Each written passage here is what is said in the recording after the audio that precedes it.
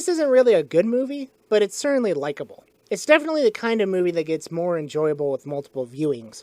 As is the case with a lot of musicals, the music and the score are what really stand out about this film. It's definitely the picture's best feature. The casting and the performances are also very good. And it's nice to see a lot of B-level actors get the spotlight. Sheila, guy from The Conjuring, others, probably. One of the biggest downsides to this movie is that they only have like 2 or 3 songs. This movie is long as balls, but almost nothing actually happens. How they can fill 2.5 hours with just like a half dozen distinct events is beyond me. I mean, they really stretch everything out to the point where they just straight up reuse the same songs multiple times, but change the lyrics. This movie also has a bad case of Disney Princess Syndrome, by which I mean the story's events are only feasible if the leading lady is literally clinically retarded. Like seriously, the entire story hinges on the fact that this uneducated extra gets gaslighted by a deformed freak pretending to be her own personal angel of music. Any real woman in real life would not fall for this crap. Contrary to popular belief, women are not stupid.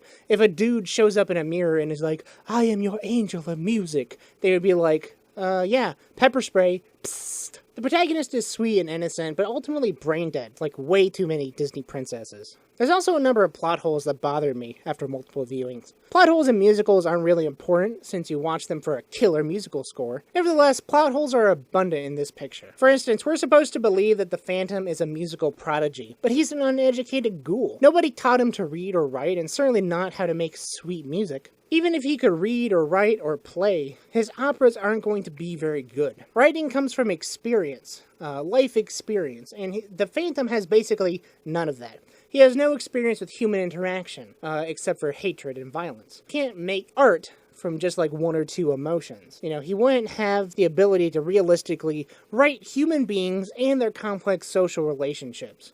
Like, I seriously doubt he's creating any kind of compelling operas. But we're sort of led to believe that he's the one secretly writing all the plays for the Opera House. Putting that aside, how is the Phantom even, like, living? Sure, he extorts money from the Opera House owners and perhaps steals whatever he needs, but why does he even need money? He can't use it, since he doesn't go out in public because he's a freak. If you're going to tell me that this deformed ghoul is just stealing whatever he needs to live and work, then explain to me how he got a working, functional organ down into his hidey hole. Also, it really bothered me how clean and handsome the Phantom was. I know other people felt the same way, but, you know, it's pretty weird. It's established later on that he uses wigs for his hair, but why is he otherwise so well groomed and immaculate? I know I've used this word a lot, but that's just because it fits. He's a ghoul, a disgusting, burned up ghoul. You know, he should look like one.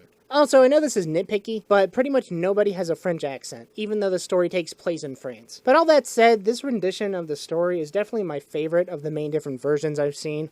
The 40s or 50s version wasn't that good, the animated version was crap. This one is actually engaging and interesting. It has its faults, certainly, and it's not a great picture. But as far as musicals go, it's very engaging, the plot is interesting enough, and most importantly, the music is absolutely addictive and wonderful.